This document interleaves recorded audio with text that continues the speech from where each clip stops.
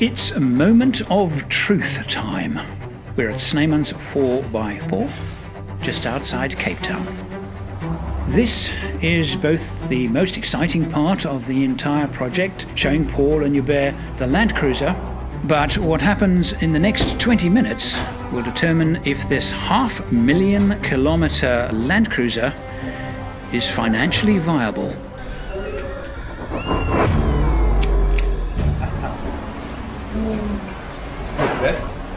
I mean, largely the wheel is responsible for all that wear. Yes, sure. But that's It's going to come off, and we're going to do a bumper. So Before they put it on the ramp to take a real close look, Paul and Joubert are taking it for a test run. And I've handed the camera to Paul to record their thoughts without me being around. I guess that's the happens. He starts it up and the thing screams because the damn air conditioning belt is the wrong one. It survived our trip down, but every time I had to turn it on, I had to get the revs right down and then turn it on and then gradually turn it up so it wouldn't do that. The clutch is nice and squeaky.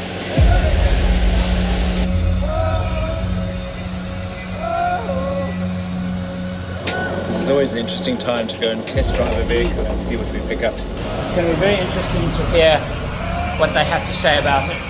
Okay, so the important part of doing a test drive is to really try and pick up things that maybe some of the people who drive don't normally notice. And in your experience, what have you found that people don't always pay attention to? You see, when I drive, I go for the obvious stuff first. Road noises, steering wheel that is skewed, gearbox lever that's loose or backlash, and yeah, warning lights that's on the dash, stuff that's missing. But usually when I drive it, I try to listen to noises and where does it come from and when does it show itself. Yeah. And in that way you can start eliminating certain things. You can hear a whining noise and you say, oh, it's the diff. But then you start driving more and then suddenly you realize it's a transfer box. Yeah. So, yeah, I remember like Andrew's 105 where the clicking noise in reverse. Usually when you do a road test like this, you never put it in reverse. Yeah, that's true. So that's also important, but I'll show you usually also the way I test clients' clutches. Because that's something I think people don't always understand, how worn is a clutch. And we've replaced two quite recently on quite low mileage cars. You know, we're talking one was 30,000 kilometers and one was probably a bit more than that, but relatively low mileage for the clutch. And you know, I think also it's important that when you're looking after a vehicle, you understand how to drive the car, looking after the clutch. You haven't felt it now, but there's a little jerk on the fuel. So we must definitely look at that. Why?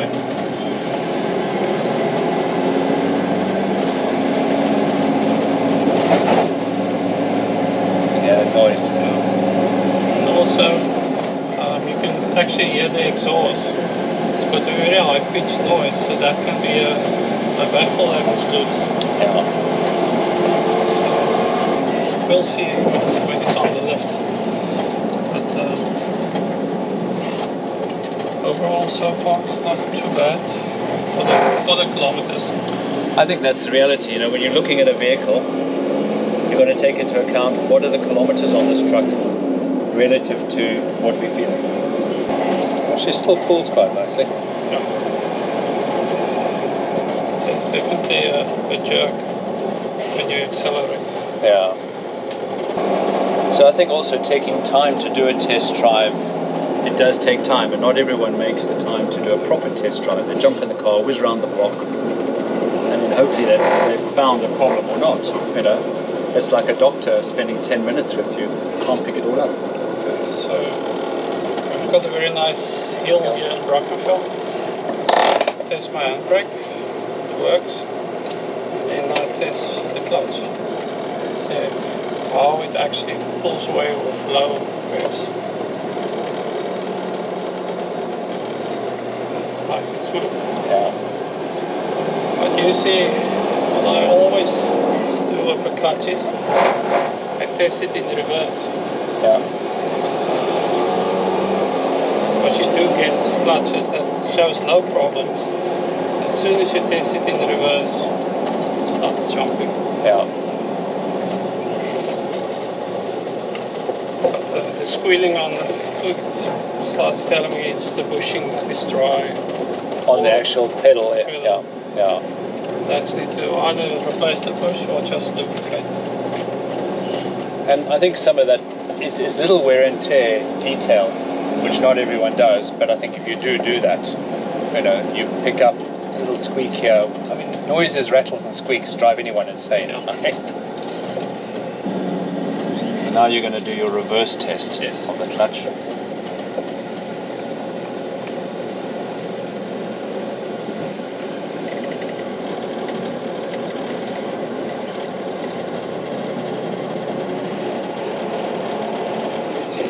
Once again.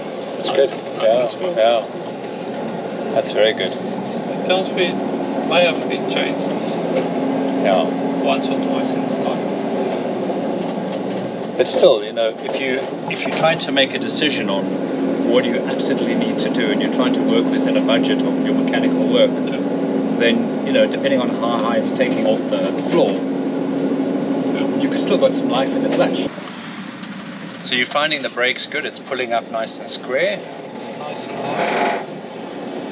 And with the tyres we've got on, I mean, the tyres aren't the best, nor the split trims, because you can't balance that well. So, yeah. I wonder if it's sucking air. I think so. Let's just go through the vacuum system. Yeah, check the vacuum system, check the fuel system, check it's not pulling any air. Just feel that slight hesitation. So I think overall, I mean, good truck is, I mean, value for money. It was, you know, it's always difficult to buy a truck when you're buying second-hand, and often the mileage can put one off. But in this case, we looked at two trucks, and one with lower mileage actually didn't come anywhere close to this truck. And also the speedo, which not everyone picks up, wasn't working on the other truck. So although it had a lower mileage, it probably hasn't been working for a long time. So it's little things like that to try and establish the picture. What does the history look like? Is it accurate? Do the miles really reflect the condition of the vehicle? And in this case, we know it's an ex-mine vehicle. It's been used for carting people around. So it's never really been looked after by anyone who's cared for it. It's just performed a function. And just make it drive.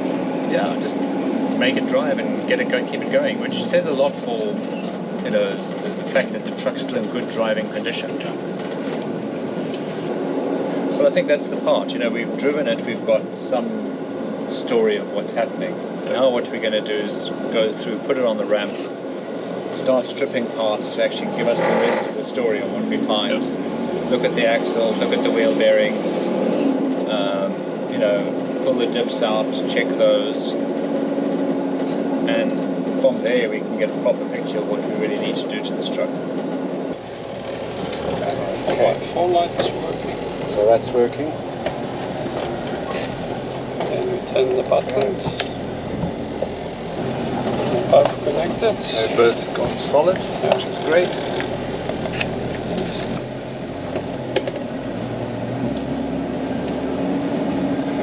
Is working. Well, that's great news, because basically the diff locks, the actuators, are normally the sticky parts. They're little motors that often get rusted up and don't work. We forever service them when we pull them apart, but it's nice to know they're working. High range, low range working, the lights all come on and off. So that's a big improvement, especially on what we found on the 105. Yeah. Well, hopefully we don't find all the faults we found on the 105. I think when we get back, we might just have to tell Andrew. You know, keep the grinding noise.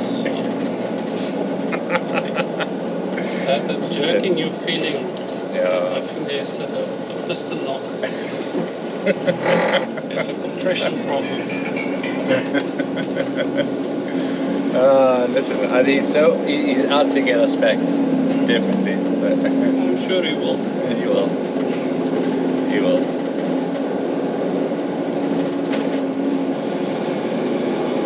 No, I think the reality is he's driven at 1,800 kilometers. He's a pretty good judge of a vehicle.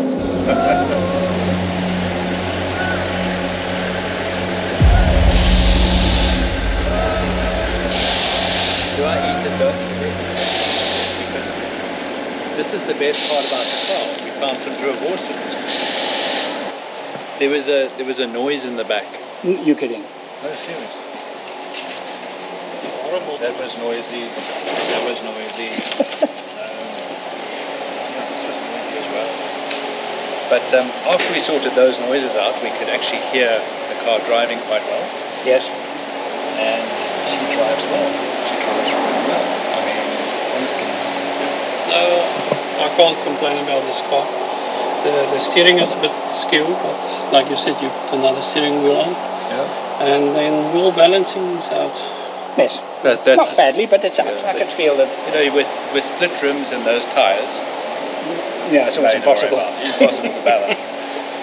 That noise we heard on the exhaust, there was a noise. So it's a bit of a high pitch noise. Yeah, could be a baffle. So what do you think, man? No, first thing we did the test in town, and it's a nice hill. You'll see on the video where I parked it, handbrake works, and then pulled away, clutch is Good. wonderful. Yeah, very good. Went downhill, stopped it, once again handbrake, test the clutch, smooth, low. Because it often changes in reverse. You know, in one way going up. It's when good, you and when reverse it like reverse you've had on jacks. one of yours, you Yes. get a shuttle. Yes. Found a squeal on the clutch pedal. That's just a boost and lubrication, Okay. but that's normal. And then we took it on the open road. Like Paul said, everything's smooth, wheel balancing a bit. We pushed it up to 140, it was fine. When I got to 150, I could hear a little bit of a rumbling noise coming from the engine. So that's a bit of a concern. What about diesel motor? Yeah, and the jerk, because I tried to push through the jerk. But yeah, it can be a compression issue. I think we'll do a compression test just to see, but feels like you've got one cylinder very low on compression there. I think that's it's definitely pushing sucking. away when it's under pressure. So I think it might be a head end or a piston. I think so.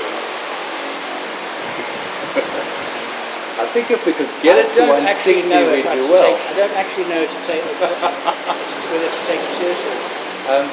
I'm surprised you got 250 to start. Exactly. So no, It must have been a really long steep. yeah, long steep way. No. No, we just put it basically. away. Are you pulling my leg again? You shit faces. So we don't have to rebuild the engine. There's nothing wrong with it. That You planned it. well, we kind of just thought, you know, what do we You do? didn't need to plan it, Kinda did you? need- Now the jerk, I think one is a vacuum issue. You felt it. It's definitely low and high. I think that's a vacuum. Also, I said to him, we must just check if the EGR has been disconnected. And just check it.